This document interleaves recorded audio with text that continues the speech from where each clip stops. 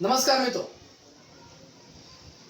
આપણે આગળના વિડિયો લેક્ચર્સમાં એટલે કે આગળના વિડિયોમાં આપણે ચર્ચા કરી હતી કોષ પોટેન્શિયલ એટલે શું, બિન પ્રમાણિત કોષનો કોષ પોટેન્શિયલ કેવી રીતે મેળવાશે અને આવા બિન પ્રમાણિત કોષના કોષ પોટેન્શિયલના સૂત્રની મદદથી જેને નટ સમીકરણની વાત આપણે કરી હતી, આ નટ સમીકરણની મદદથી આપણે જુદી જુદી એની ઉપયોગિતાની વાત કરી હતી, જેમાં દ્રાવણની pH શોધવી, પાણીનો આયની ગુણાકાર શોધવો, thermodynamics terminology delta G, Gibbs મુક્ત ઉર્જા શોધવી, સંતુલન અચળાંક શોધવો, આને લઈને આપણે ઘણા બધા પ્રશ્નો છે એની ચર્ચાઓ છે આગળના વિડિયો લેક્ચર્સમાં આપણે કરેલી છે. તો આપણે તમે એવી આશા રાખું છું કે તમે બરોબર સમજ્યા હશો. લખાણ સંબંધિત પ્રશ્ન, એનસીઆરટી સ્વાધ્યાયના પ્રશ્ન એ બધી તમે ચર્ચાઓ જોયેલી હશે, પ્રેક્ટિસ કરી હશે, વત્તા ડીપીપી મેં જે તમને ફોરવર્ડ કરેલી છે એ સોલ્વ આઉટ કરી છે. હવે આપણે જે આગળ અત્યારે ચર્ચા કરવાની છે, હવે નવા કોન્સેપ્ટ ઉપર આગળ વાત કરવાની છે, એ છે વાહકતા. કોઈ પણ પદાર્થની વાહકતા એ પછી કોઈ પણ અવસ્થામાં હોય, ઘન પદાર્થ, સપોઝ હું NaCl સોલિડ અવસ્થામાં વાત કરું અથવા તો NaCl છે એને જલીય દ્રવણમાં નાખું અને જે એનું જલીય દ્રવણ બને તો એની વાત કરું, તેની વાહકતા વિશેની મારે એમાં ચર્ચા કરવાની છે. પણ એ વાહકતા વિશે જ્યારે આપણે અભ્યાસ કરીએ તો એની પહેલા આપણે થોડીક અગત્યની ચાર પરિભાષાઓ જે છે એ ચાર પરિભાષાઓ વિશે આપણે પહેલા પરિચિત થવું પડે. એટલે હું અહીંયા તમને વાહકતા સમજાવું એની પહેલા આપણે ચર્ચા જે છે એ થોડી અગત્યની બીજી પરિભાષાઓ છે એની ઉપર આપણે વાત કરવાની છે, જેમાં પહેલા મારે તમને વાત કરવાની છે અવરોધ આર. અવરોધ રેઝિસ્ટન્સ જેને કહેવામાં આવે છે, રેઝિસ્ટન્સ કહો. અવરોધને સંજ્ઞા તરીકે આર વડે કહેવામાં આવે છે. અવરોધ આર નો એકમ એ ઓહમ, વૈજ્ઞાનિક નામ પરથી ઓહમ આ એની સંજ્ઞા છે, વડે દર્શાવાય છે. જ્યારે એસઆઈ એકમ ફિઝિક્સમાં તમે ભણેલા છો, kilogram into metre square upon second cube into s square થશે, બરાબર. એસઆઈ એકમ kilogram into metre square s cube into s square થશે. આ એનો એસઆઈ એકમ થશે. સાધન કે જેની મદદથી નક્કી કરવામાં આવે અવરોધ આ એ છે વિસ્ટન બ્રિજ.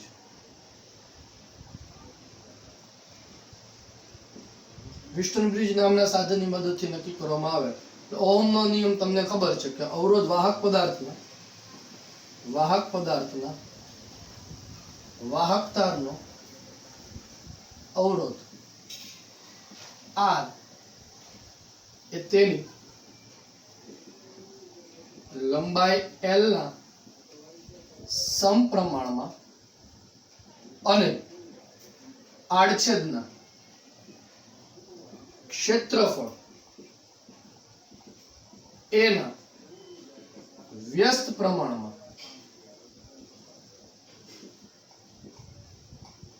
હોય છે. કોઈ પણ વાહકતાનો અવરોધ R એ તેની લંબાઈ L ના સમપ્રમાણમાં અને આડછેદના ક્ષેત્રફળના વ્યસ્ત પ્રમાણમાં હોય. R is proportional to L by A. આવો આપણે લખી શકીએ. R is proportional to L by A. આપણે આવી રીતે લખી શકીએ. વાહકતાનો અવરોધ R એ તેની લંબાઈ L ના સમપ્રમાણમાં અને આડછેદના ક્ષેત્રફળના વ્યસ્ત પ્રમાણમાં જોવા મળે છે. સમપ્રમાણ છે એને આપણે દૂર કરવું હોય તો આપણે અચળાંક મૂકવો પડે, તેથી R is equal to rho into L by A સૂત્ર થશે. જ્યાં rho જે છે એ rho ને સપ્રમાણતા અચળાંક છે, સપ્રમાણતા અચળાંક કે જેને વિશિષ્ટ અવરોધ અથવા તો પ્રતિરોધકતા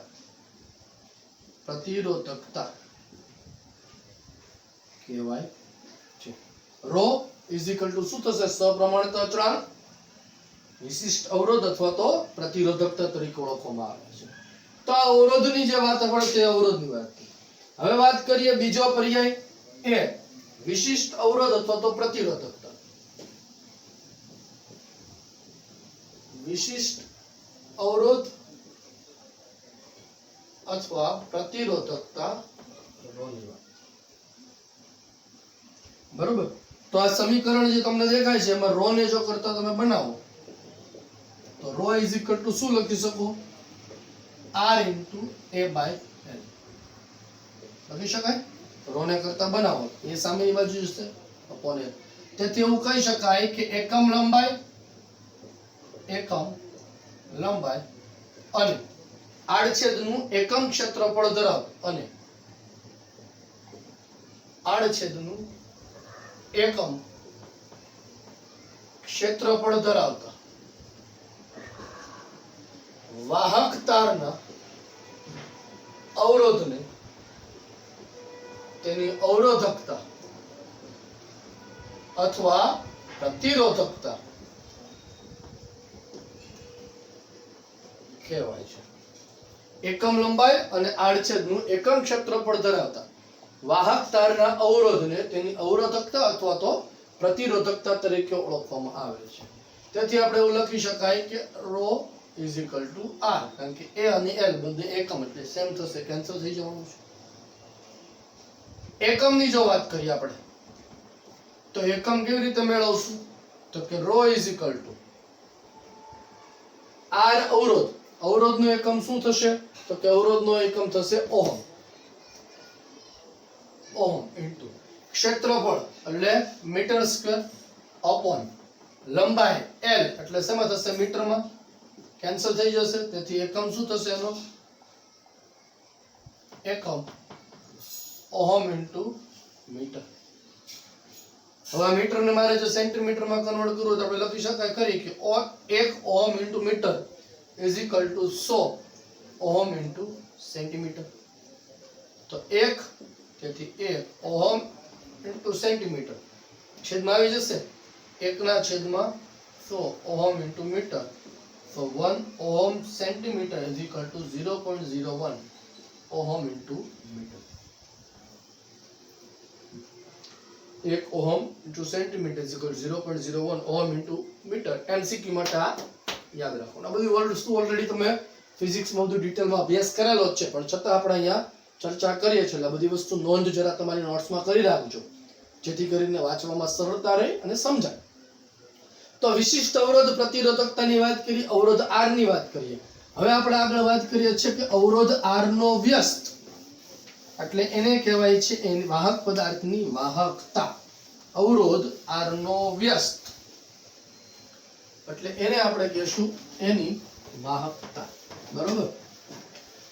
તમે જ્યારે વિડિયો લેક્ચર્સ જોતા હોય મિત્રો ત્યારે એક વસ્તુનું ખાસ ધ્યાન રાખવાનું કે તમે વિડિયો લેક્ચર જ્યારે જોતા હોય ત્યારે એવું નહીં કરવાનું સરસ મજાનું પથારી પર લંબા થઈને યુટ્યુબમાં પિક્ચર જોતા હોય એની જેમ વિડિયો લેક્ચર જોવાના, બરાબર। એક આપણું પોતાનું શેડ્યુલ હોવું જોઈએ, એક પોતાની આપણી એક પ્રકારનું એટમોસ્ફિયર તમારી આસપાસ એવું જનરેટ કરવું પડે કે તમે ક્લાસરૂમમાં જ બેઠા છો, બરાબર છે।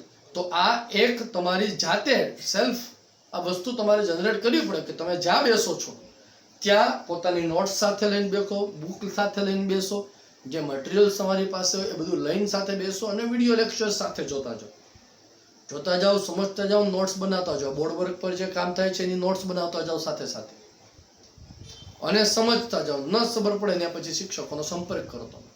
આ એક પ્રોપર મેથડ છે, બરોબર। સવારે જે સમય તમારે વાંચવા બેસો છો એ સમયથી લઈને સાંજ સુધી એ પ્રોપર એમાં તમારે એક વર્ક કરવું પડશે, બરોબર। તો આ તમારી પોતાની જવાબદારી આવશે। ચાલો આગળ વાત કરવાની છે મારે વાહકતા G। સાહેબ પાર્લેજી સાંભળ્યું હતું, આ નવું G વાહકતા G। વાહકતા G અવરોધ R ના વ્યસ્તને, અવરોધ R ના વ્યસ્તને વાહકતા G તરીકે ઓળખવામાં આવે। માટે G ઇઝ ઇક્વલ ટુ શું લખી શકાય 1/r। G is equal to શું લખશું આપણે 1/r, પણ R એટલે આપણને ખબર છે, પરંતુ R is equal to rho into L by A લખી શકાય। તો આને સમીકરણમાં મૂકી દઈએ આપણે। તેથી G ઇઝ ઇક્વલ ટુ શું થશે 1/રો ઇન્ટુ L બાય A, છેદનો છેદ ક્યાં જતો રહે અંશમાં। So G is equal to 1/રો ઇન્ટુ A બાય L। લખી શકાય ને. તેથી G is equal to K into A upon L, જ્યાં K is equal to 1 upon rho, જેને વિશિષ્ટ વાહકતા કહેવામાં આવે છે ને. ગ્રીક શબ્દ કપ્પા, પપ્પાની કપ્પા પરથી K શબ્દ આવેલો છે. તો K is equal to 1 upon rho થાય, માટે G is equal to K into A by L નું સમીકરણ થશે. એકમની વાત કરીએ તો SI એકમ જે છે એનો SI એકમ સ્વીકારેલો સિમેન્સ,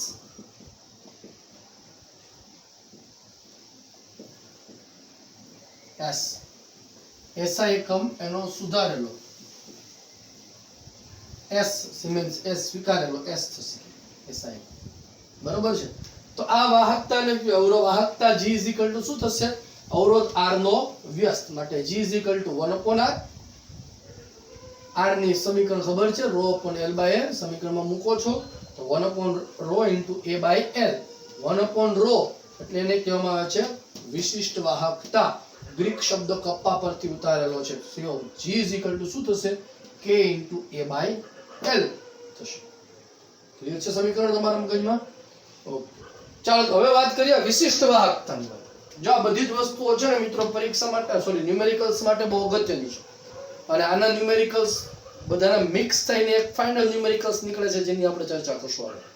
અને એ પ્રકારના પ્રશ્ન ટ્વિસ્ટ થઈને ઘણા બધા MCQ પરીક્ષામાં પૂછાય છે, બરોબર? તો એ તમને ખબર પડવી જોઈએ. આ સમીકરણ તમને એમ લાગતું બધું ભણેલા છે, આવડે જ છે, પણ જ્યારે ખરેખર એનો યુઝ કરવો ને ત્યારે બધું ભૂલાઈ જાય છે. ચાલો, વિશિષ્ટ વાહકતા. ઓકે, બરોબર. તો સમીકરણમાં તમે જોઈ શકો છો વિશિષ્ટ વાહકતા નામ તો વ્યાખ્યાયિત જો કરવી હોય તેવી રીતે કહી શકાય કે અવરોધકતા અથવા વિશિષ્ટ અવરોધ અથવા પ્રતિરોધકતા ના વ્યસ્તને. So K is equal to 1 upon rho લખી શકો. So K is equal to 1 upon rho. અવરોધકતા, વિશિષ્ટ અવરોધ અથવા તો પ્રતિરોધકતાના વ્યસ્તને K is equal to 1 upon rho થશે. આ સમીકરણ જે તમને દેખાય છે એના પરથી જો આપણે K ને તારવવું હોય તો શું કરી શકીએ? તો સમીકરણમાં K ને કરતા બનાવો, L સામેની બાજુ ગુણાકારમાં જશે તો G into L by A સમીકરણ આવ્યું. તો એનો અર્થ શું થયો? તો કે એકમ આડ છે અને એકમ લંબાઈ ધરાવતા વાહક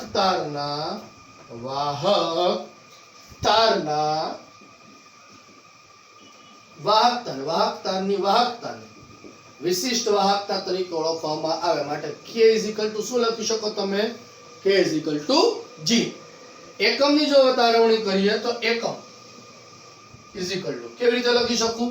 તો કે ભાઈ G જે છે, G નો એકમ મને ખબર છે, શું કીધો છે? G નો એકમ, વાહકતાનો એકમ છે siemens. So K is equal to શું લખી શકાય? S into L. L એટલે શું થશે? લંબાઈ. લંબાઈને શેમાં માપશું આપણે? મીટરમાં. A એટલે શું થશે? Metre square upon metre square. Metre into metre square cancel થશે તો વિશિષ્ટ વાહકતાનો એકમ શું થશે? Siemens into metre inverse. બરોબર, ખ્યાલ આવે છે? તો હવે ધ્યાન આપો, જો અગત્યની વસ્તુ. So 1 siemens upon metre is equal to આપણે શું લખી શકીએ? મારે એને સેન્ટીમીટરમાં કન્વર્ટ કરવું હોય તો શું લખી શકું? જોજી, 1 upon 100 સિમેન્ટ upon સેન્ટીમીટર લખી શકાય, કારણ કે મીટર છેદમાં છે એટલે આ સેન્ટીમીટર છેદમાં જવું એટલે શું થશે? 1 siemens metre inverse is equal to 0.01 siemens centimetre inverse. So 1 siemens centimetre is equal to 100 siemens into metre inverse થશે. 100 સામેની બાજુ ગુણાકારમાં જાય. આ ધ્યાન રાખવો, કારણ તો કે આગળ જે આપણે વાત કરી હતી વાહકતામાં, એમાં અને આમાં બહુ ફરક છે. શું ફરક છે? જરા બંને આ વિડિયો તમે આગળ વિડિયોમાં આગળ પાછળ જઈને જોઈ શકશો શું બંનેમાં ડિફરન્સ છે.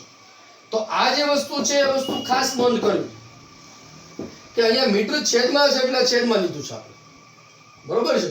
હવે અગત્યની સૂચના તમને હું આપું છું કે દાખલા ગણતી વખતે તમને એવું સ્પેસિફાઈડ કરવામાં નહીં આવે કે ભાઈ તમને વાહકતા આપી છે કે વિશિષ્ટ વાહકતા આપેલી છે.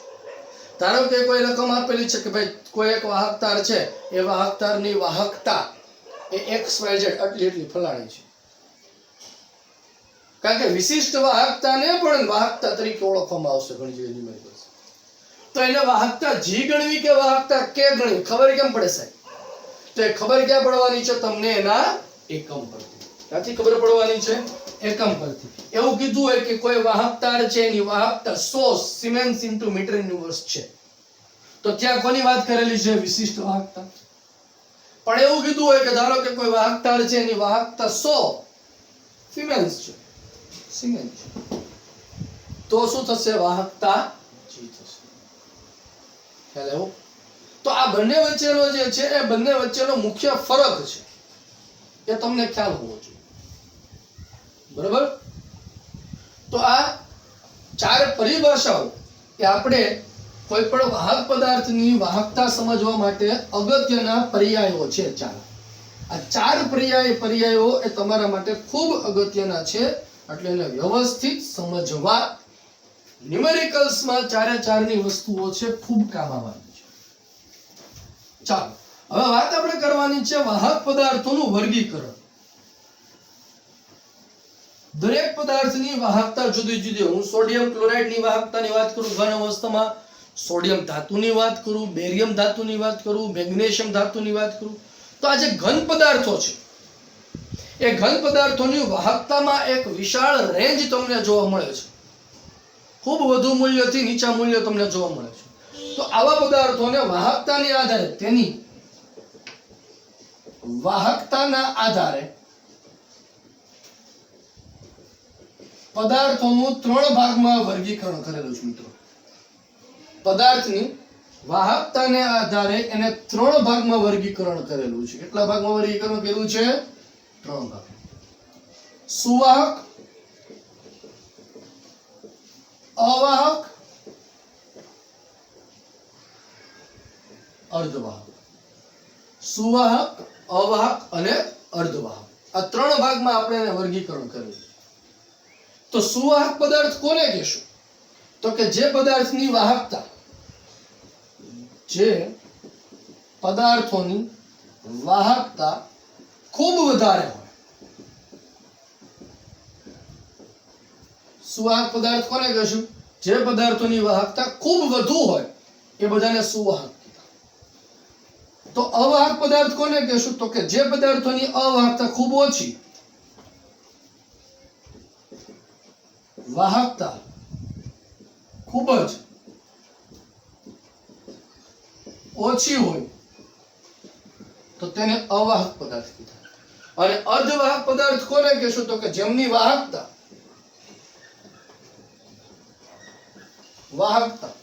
આ બંનેની વચ્ચે, સુવાહક અને અવાહકની વચ્ચે હોય. સુવાહક અને અવાહકની વચ્ચે, અને નથી બહુ વધારે સુવાહક કે નથી સાવ અવાહક, એ વચ્ચેના અર્ધવાહક. દાખલા તરીકે આમાં લેવું હોય તો ધાતુઓ અને તેમના મિશ્ર ઓક્સાઇડો. ધાતુઓ અને તેમના મિશ્ર ઓક્સાઇડો Fe2O3. Fe ધાતુ તો Fe2O3 નો ઓક્સાઇડ થયો કહેવાય, તો એ સુવાહક કહેવાય, એમની વાહકતા વધારે. અવાહક પદાર્થો તો કે જેમની વાહકતા ખૂબ ઓછી છે, કાચના સિરામિક, કાચ તથા સિરામિક, ખાસ પ્રકારના કાર્બનિક પોલિમર, પોલિથાયોફિન ને પોલિએસિટિલિન વગેરે, એ બધા અવાહક કીધા. અર્ધવાહક કોને કહેવાય? તો કે તમને ખબર છે સિલિકોન અને જર્મેનિયમ જેવી ધાતુઓ. જર્મેનિયમ જેવી ધાતુઓ એ અર્ધવાહકમાં આવશે. અર્ધવાહકની વાહકતામાં વધારો કરવો હોય તો અશુદ્ધિ ઉમેરી વાહકતામાં વધારો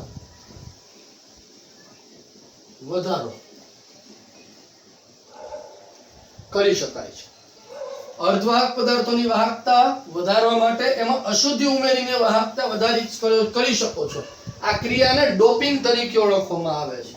આ ક્રિયાને ડોપિંગ કહેવાય છે. તમે જ્યારે ફિઝિક્સમાં સેમિકન્ડક્ટર્સ ભણશો ત્યારે એમાં આવશે, વત્તા આપણા આગળના ઘન અવસ્થાના ચેપ્ટરમાં પણ આવેલું છે. એને ડોપિંગ તરીકે ઓળખવામાં આવે છે. અર્ધવાહકો પદાર્થની વાહકતામાં વધારો કરવા માટે અશુદ્ધિ જે ઉમેરવાની ક્રિયા છે તેને ડોપિંગની ક્રિયા તરીકે ઓળખવામાં આવે છે. બરાબર છે મિત્રો? તો આ વાહક પદાર્થોનું વર્ગીકરણ તેમની વાહકતાને આધારે આપણે ચર્ચા કરી. સુવાહક, અવાહક અને અર્ધવાહક.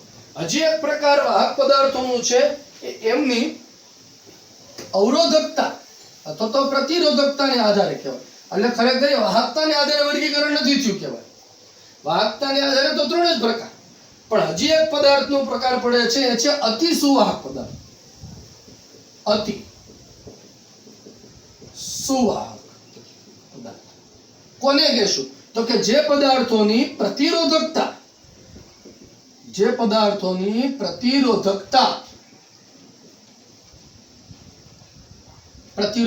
કોને કીધી હતી? અથવા તો વિશિષ્ટ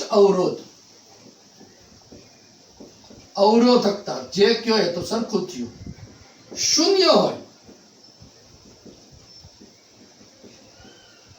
તો તેને અતિ સુવાહક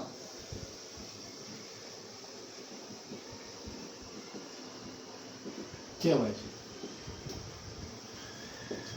જે પદાર્થોની પ્રતિરોધકતા શૂન્ય હોય એકદમ એવા પદાર્થોને અતિ સુવાહક પદાર્થો કહેવામાં આવે છે. મિત્રો, ધાતુ અને તેમના મિશ્ર ઓક્સાઇડ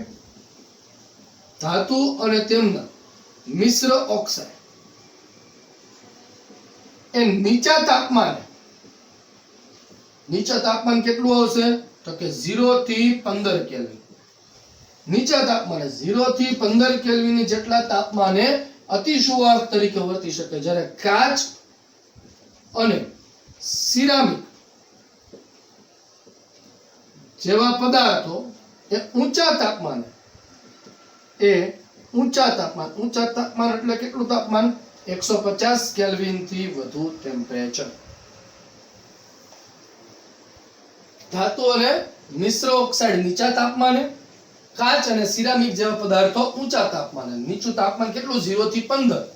આ કેટલું આવશે? 150 કેલ્વિન. એમસીક્યુ માટે કામની વસ્તુ છે. આ ટેમ્પરેચરે આ પદાર્થો અતિ સુવાહક તરીકે વર્તી શકે છે. ધાતુ અને મિશ્ર ઓક્સાઇડ નીચા તાપમાને 0 થી 15 કેલ્વિન, કાચ અને સિરામિક જેવા પદાર્થો ઊંચા તાપમાને 150 કેલ્વિન થી વધુ ટેમ્પરેચર પર શેના તરીકે વર્તી શકે છે? અતિ સુવાહક તરીકે વર્તી શકે છે.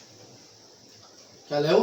તો આ અતિ સુવાહક પદાર્થો વાહકતાને આધારે ત્રણ પ્રકાર પદાર્થોની વાહકતાની વાત. હવે મિત્રો આપણે જે વાત કરવાની છે એ વાહકતા શેમાં થાય છે, શેમાં આપણે વહન કરીએ છીએ, શેમાં વિદ્યુતનું વહન જોઈએ છે તેની આપણે વાત કરવાની છે. એટલે આમ હું કહી શકું ખરી કે પદાર્થની વાહકતા અવસ્થાને આધારે વર્ગીકરણ એટલે વાહકતાનું વર્ગીકરણ. અવસ્થાના આધારે વાહકતાના બે પ્રકાર પડે છે. પહેલો પ્રકાર છે ધાત્વિક વાહકતા. અને બીજો પ્રકાર છે એ આયનીય વાહક.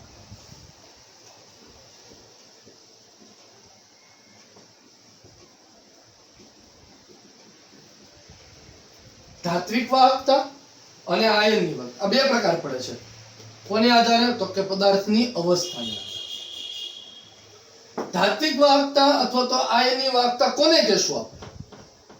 બંને વિશે આપણે અભ્યાસ કરવાનો છે. પેલા ધાત્વિક વાહકતા વાત કરી તો કે ભાઈ ધાતુઓમાં થતા વિદ્યુતના વહન ધાત્વિક વાહકતા કહેવામાં આવે છે. ધાતુઓમાં થતું વિદ્યુતનું વહન.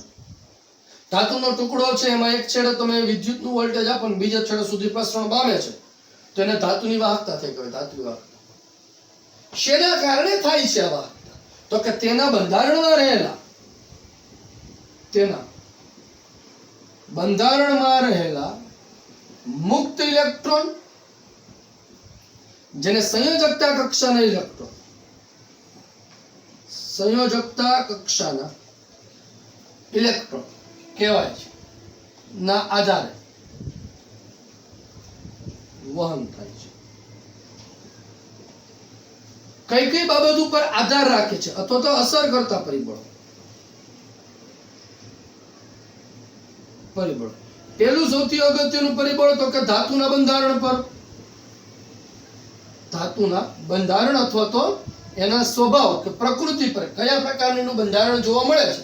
ધાતુ છે, બંધારણ જુદા જુદા આવશે. ઘન અવસ્થામાં જોયું છે તો શીખશો. બંધારણ જુદા જુદા હોય છે, માટે એના બંધારણના સ્વભાવને આધારે જુદું જુદું પડશે. બીજો પ્રકાર તો કે મુક્ત ઇલેક્ટ્રોનની સંખ્યા પર. મુક્ત ઇલેક્ટ્રોનની સંખ્યા એટલે કે બાહ્યતમ કક્ષાના ઇલેક્ટ્રોનની સંખ્યા જો વધુ હોય તો વધુ વિદ્યુતના વાહક. અને ત્રીજું સૌથી અગત્યની બાબત છે એ છે તાપમાન. મિત્રો, તાપમાન વધારતા વાહકતા ઘટે છે. ધાતુઓમાં તાપમાન વધારતા વાહકતા ઘટે સ્વાભાવિક વસ્તુ છે ને, કે ધાતુઓમાં તમે તાપમાન વધારો તો એની લંબાઈમાં વધારો થવાનો છે. નાના ધોરણો તો એમાં તમને ખબર હતો, બે પાટા વચ્ચે જગ્યા રાખવામાં આવે. કેમ? ઉનાળો થાય ત્યારે પાટા ઉપર ન ચડી જાય. પછી બીજી વસ્તુ હતું તાર. ઉનાળામાં તાર જે છે એમાં ઝોલો પડી જાય. ઝોલો પડી જાય એટલે આમ શિયાળામાં આમ હોય, હવે આમ થઈ ઉનાળામાં ઝોલો પડી જાય. આવું કેમ? તો કે આપણને ખબર છે કે તાપમાન વધારતા એની લંબાઈમાં વધારો થાય. ને લંબાઈ વધે એટલે અવરોધ વધે, અને અવરોધ વધે એટલે વાહકતા. ક્લિયર છે? તો આ ધાત્વિક વાહકતાની વાત કરી. હવે વાત કરું આયનીય વાહકતા. તો કે જલીય દ્રાવણમાં થતા વિદ્યુતના વહનને જલીય દ્રાવણ, આપણે આગળ વાત કરી હતી, કોપર સલ્ફેટના દ્રાવણમાં વિદ્યુત ધ્રુવ પસાર થઈ જાય છે. ઝિંક સલ્ફેટના દ્રાવણમાંથી વિદ્યુતનું વહન થાય, પણ શુદ્ધ પાણીમાંથી વિદ્યુતનું વહન ન થાય. અને 11મા ધોરણમાં સંતુલનના ચેપ્ટરમાં પણ આયનીય વાહકતા જ્યારે આપણે શીખતા હતા, આયનીય સંતુલન, એમાં ચર્ચા કરી હતી, યાદ હતી તમને. શુદ્ધ પાણીમાં વિદ્યુતનું વહન ન થાય, કારણ તો કે એમાં આયનો નથી. તો એનો અર્થ શું થયો? તો કે જલીય દ્રવણમાં વિદ્યુતનું વહન કોને દ્વારા થતું હશે? તો કે જલીય દ્રવણમાં વિદ્યુતનું વહન આયનો દ્વારા. આયનો દ્વારા વિદ્યુતનું વહન થાય છે. ધાત્વિક વાહકતા, ધાતુઓમાં વિદ્યુતનું વહન કોને કારણે થાય છે? સંયોજકતા કક્ષાના ઇલેક્ટ્રોન. આયનીય વાહકતામાં વિદ્યુતનું વહન કોને થાય છે? તો કે દ્રાવણમાં ઉત્પન્ન થતા આયનો. બરાબર? અસર કરતા પરિબળો અથવા તો કઈ બાબત ઉપર આધાર રાખે છે? પહેલી બાબત, વિદ્યુત વિભાજનની પ્રકૃતિ.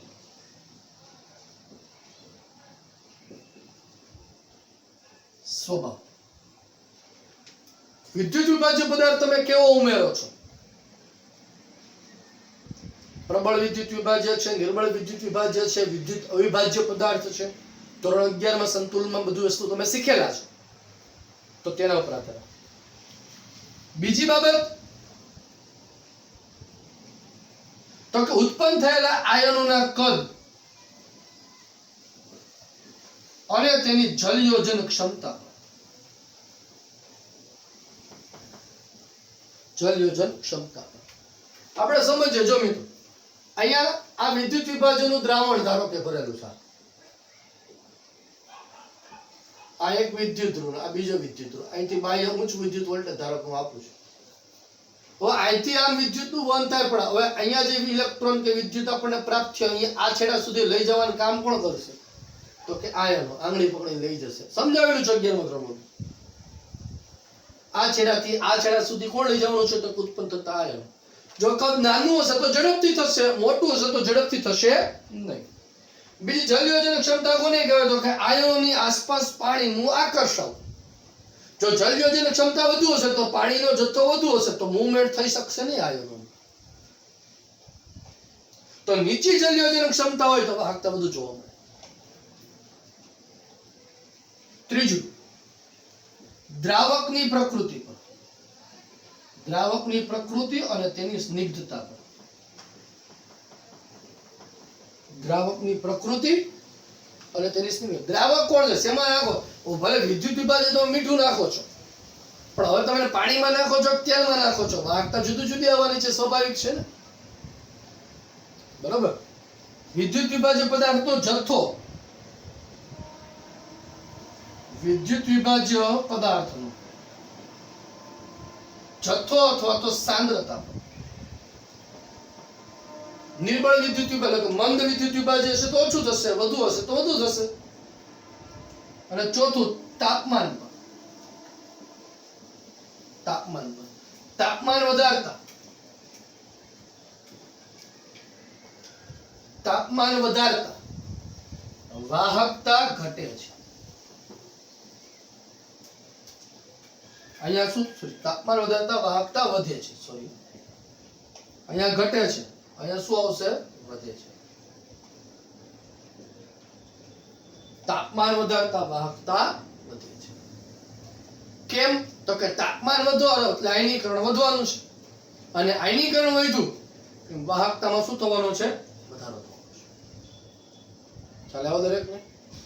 તો અવસ્થાને આધારે પદાર્થનું વર્ગીકરણની આપણે વાત. ઘન પદાર્થોનું મારે વિદ્યુતની વાહકતા શોધવી હોય તો મારે એની અવરોધકતા, અવરોધ શોધવો પડે તો વાહકતા મળી જાય.